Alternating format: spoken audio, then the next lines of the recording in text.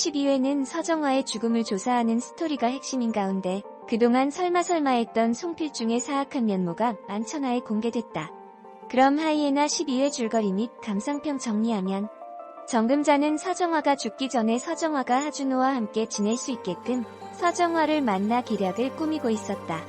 그런데 느낌의 디데이인 것 같은 그날, 서정화는 살해당한 것 같다.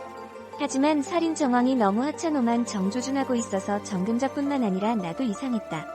이 와중에 박주호에 따르면 서정화가 살해당하던 시간에 하찬호는 졸피뎀에 취해 자고 있었던 것 같다. 그래서 누군가가 하찬호에게 졸피뎀을 먹인 후 하찬호가 잠에 빠져 있을 때 서정화를 죽여버린 게 아닐까 싶다.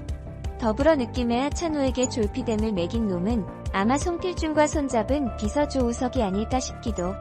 참고로 조우석은 사건 현장을 제일 먼저 발견하고 정금자와 윤희재에게 연락을 취해서 나는 그가 의심스럽다. 12회만 보면 송필중은 하찬호의 그룹 후계자를 자기 입맛에 맞는 사람 하준호로 바꾸려고 환장한 것 같다. 동시에 하 회장이 원하는 대로 상속세법을 바꾸기 위해서 윤희재의 아버지 윤충현을 압박하는 것 같다. 상황이 이래서 송필중은 하찬호가 서정화를 살해한 것처럼 상황을 조작하고도 남았을 것 같다. 하찬호가 깜방에 가면 하준호는 아주 쉽게 그룹 후계자가 될 수 있을 테니까. 그런데 내 예상대로 되면 하준호도 서정화의 죽음을 미리 알고 있었던 게 아닐까 하는 끔찍한 생각도 하게 된다. 그동안 서정화는 하찬호 때문에 고생하긴 했지만 굉장히 잘 살고 있는 줄 알았다.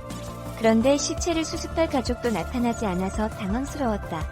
뿐만 아니라 정금자가 그렇게나 조사를 했는데도 서정화의 인생은 미스터리 그 자체.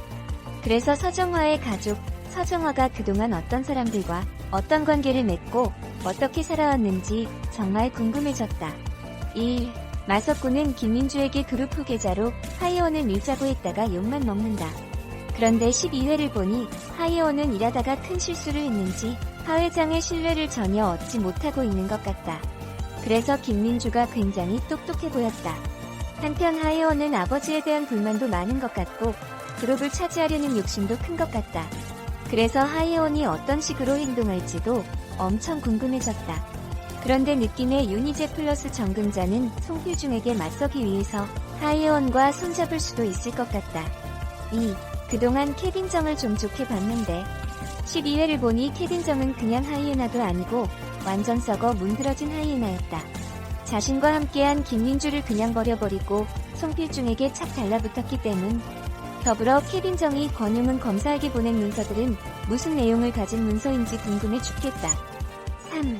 아래 장면에서 정금자, 굉장히 프로페셔널해 보였다. 4. 하이에나 13회 예고를 보면 송필중은 윤희재도 버리고 정금자도 버리려고 작정한 것 같다.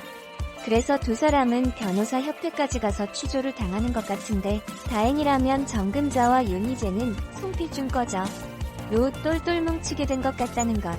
당장 12회 엔딩에서 정금자는 송필중이 윤희재의 아버지를 무너뜨리려고 한다는 걸 윤희재에게 알리기도 했다. 암튼 완벽하게 한 팀이 될 것 같은 윤희재와 정금자가 송필중을 어떻게 물리칠지 궁금한 하이에나 13회다. SBS 금토 드라마 하이에나 어제 11회 방송에서는 정금자와 윤희재가 합병건을 성공적으로 마무리하며 환상적인 콤비네이션을 보였고, 엔딩에서는 재벌 2세 하찬호에게 죽음을 당한 내연녀 서정화의 모습이 그려지면서 안방극장에 충격을 안겼습니다. 드라마 하이에나 재방송 고화질 다시 보기. SBS 스토브리드 후속으로 오늘부터 변호사들의 처절한 삶을 엿볼 수 있는 드라마 하이에나가 오늘 1회 첫 방송으로 안방극장을 찾아갑니다. 이번 드라마 주연의 국민배 하이에나 김혜수, 주지훈이 합병건을 성공시킨 가운데 지연준이 재등장했다. 27일 방송된 SBS 금토 드라마 하이에나 11회에서는 케빈정이 정금자에게 고백하는 모습이 그려졌다. 이날 사이비 트리니티의 교주 딸 백운미는 자신을 돕겠단 정금자에게 솔직히 당신 또라이 같아. 왜 이러는 거야? 라고 물었다. 정금자는 나는 돈. 오직 돈. 고객님은 뭘 원하는 데라며 내가 말해줘. 망신 주고 사과받고 거기다 돈까지 내가 해줄게라고 자신만만하게 말했다. 정금자는 하이에나 똥이 왜 하얀 줄 알아? 썩은 거든 산 거든 뼈째 씹어먹거든. 보여줄게. 당신 엄마 내가 어떻게 씹어먹는지라고 밝혔다. 이어 정금자는 트리니티를 찾아가 고소장을 뿌렸다. 교주 백희준에게 지금 와서 이러는 게 운미 마음은 편할 것 같아. 내가 왜 내 친딸한테 그랬겠어?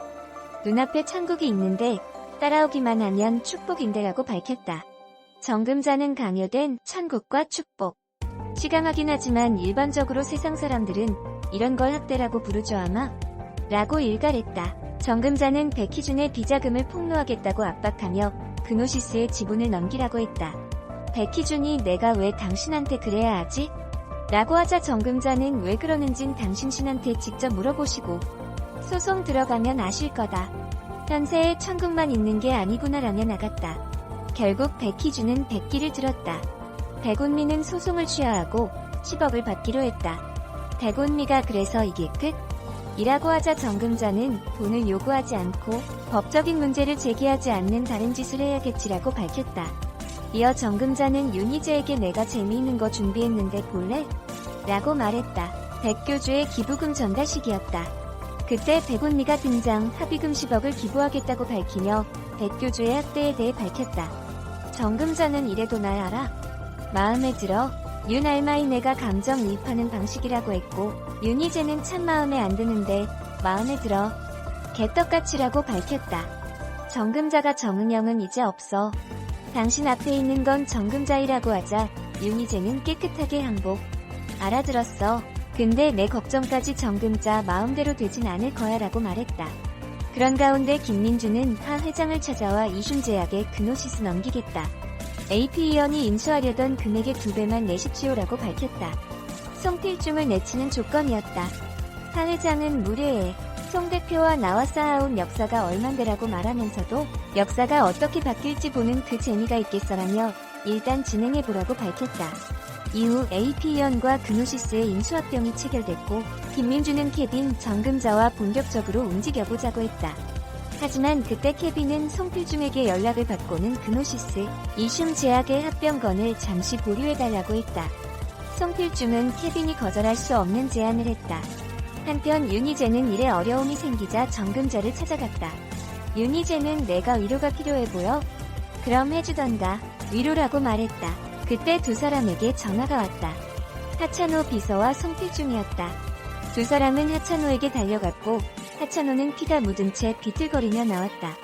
오붓한 시간을 보내고 있는 두 사람에게 각각 전화가 걸려오고 달려가 보니 하찬호는 몸에 피를 묻힌 채 비틀거리며 걸어 나오다가 쓰러지고 그 뒤에는 하찬호의 내연녀인 서정아가 머리에 피가 흥건하게 묻어진 채 쓰러진 장면을 보고 정금자와 윤희재는 소스라치게 놀라며 엔딩을 맞습니다. 오늘 12회 방송이 기다려지네요. 하이에나 보려고 일주일을 기다렸는데 배가 아파서 본방사수를 놓쳤다. 그래도 잽싸게 넷플릭스로 다시 봄. 이번 하이에나 11회는 너무 기대를 했던 건지 생각보다 사이다가 아니었다. 고비 없이 숭숭 진행되는 느낌도 있고 재밌긴 했지만 너무 기대를 많이 했던 것 같다. 내가 바랬던 금자와 희재의 러브라인도 역시나 허탕. 하이에나 10회에서 희재가 금자의 과거를 알게 되고 그 사실을 금자에게 알리는 장면에서 끝이 났고 11회에선 그 장면을 이어받아 시작한다. 금자가 자신의 트라우마를 간직한 채 트리니티 교주의 딸 운미의 일에 끼어들었다. 괜히 상처만 받을까 걱정하는 희재. 금자는 눈 하나 깜짝 않고 희재의 마음을 차갑게 밀어낸다.